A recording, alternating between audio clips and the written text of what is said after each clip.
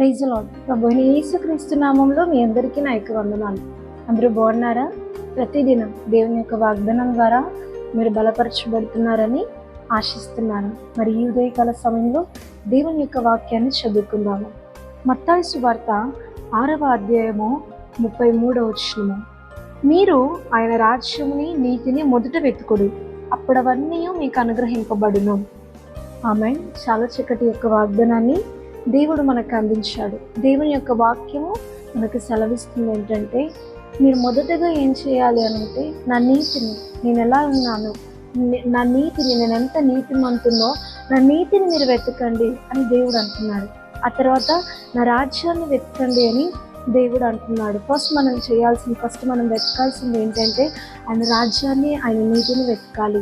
చాలామంది ఏం చేస్తారు అని అంటే, వాళ్ళకున్న చింతల్ని, వాళ్ళకున్న సమస్యల్ని, వాళ్ళకున్న బాధల్ని ఎప్పుడు ఆలోచిస్తూ ఉంటారు. ఎప్పుడు వాటి నుండి ఎలా బయటపడాలి అని చెప్పేసి వాళ్ళు చాలా ఆలోచిస్తూ ఉంటారు. తగని భారాన్ని వాళ్ళ మీద పెట్టుకుంటూ ఉంటారు. కానీ దేవుడు అంటున్నాడు, ఈ భారాల నుండి మీరు ఎలా విడుదల పొందాలో దాని గురించి కాదు మీరు ఆలోచించాల్సింది, నా గురించి ఆలోచించండి. నేను ఎలా నీతిగా ఉన్నానో నా నీతిని గురించి ఆలోచించండి. నా రాజ్యాన్ని గురించి మీరు ఆలోచించండి. కాబట్టి మీరు నా గురించి ఆలోచిస్తే నేను మీ గురించి ఆలోచిస్తాను. మీకున్న సమస్యలో నుండి, మీకున్న బాధలో నుండి నేను విడుదల కలుగజేస్తాను అని దేవుడు ఈరోజు మనకు వాగ్దానం చేస్తున్నాడండి. నిజంగా ఎన్ని రోజులైతే మీరు సమస్యల విషయంలో, ఎన్ని రోజులైతే బాధల విషయంలో మీరు ఆలోచిస్తూ కృంగిపోతూ ఉంటారో, ఎప్పుడు మీ మైండ్ అంతా చాలా స్ట్రెస్తో ఉంటుందండి. కానీ దేవుణ్ణి మీరు ఎప్పుడైతే వెతుకుతారో మీలో ఉన్న కలవరం తొలగిపోవడమే కాకుండా, మీరు దేని నిమిత్తమైతే కలవరపడుతున్నారో ఆ సమస్యను కూడా దేవుడు మీ ఎదురు నుండి తొలగించి వేయడం అనేది జరుగుతూ ఉంటుంది. కాబట్టి మీరు దేవుణ్ణి వెతకండి. ఎప్పుడైతే దేవుణ్ణి వెతుకుతారో ఖచ్చితంగా దేవుడు అనేక కార్యాలు మీ జీవితంలో చేస్తాడు.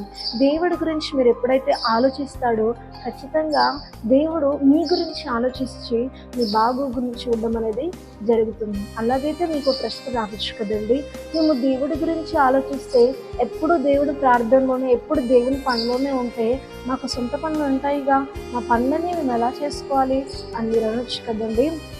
చూడండి, నేను మీకు ఒక ఉదాహరణ చెప్తాను. మీరు చాలా కష్టపడుతున్నారు. ఎంత కష్టపడుతున్నారు అని అంటే, మీకున్న ఆర్థిక సమస్యను గుర్తు చేసుకుంటూ ఎంతో కష్టపడుతున్నారు.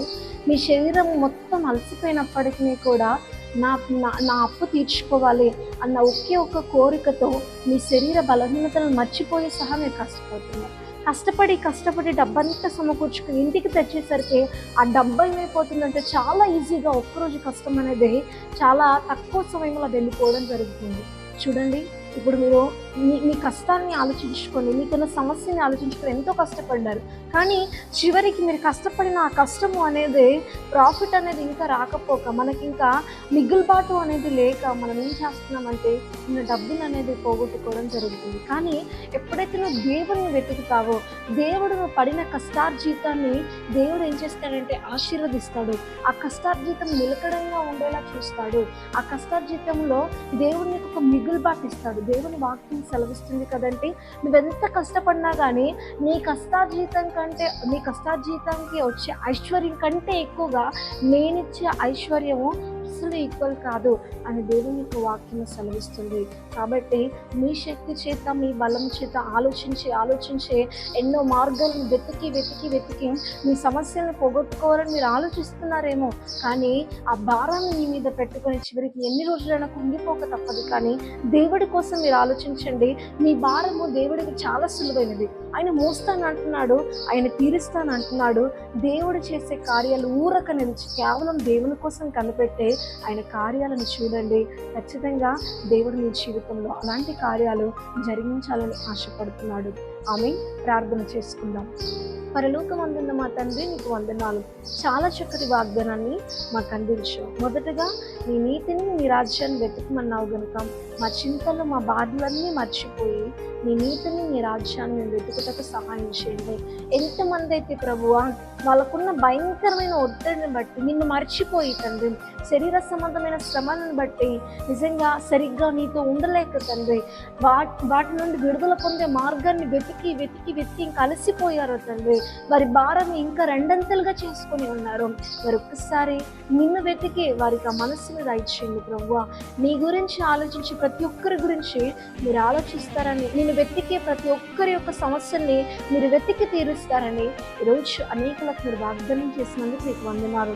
కనుక ఈ వాగ్దానం నమ్మిన ప్రతి జీవితంలో అవన్నిటిని మర్చిపోయి నేను వెతుకుటకు సహాయం చేయండి.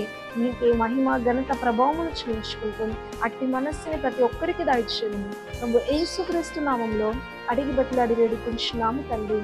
ఆమేన్.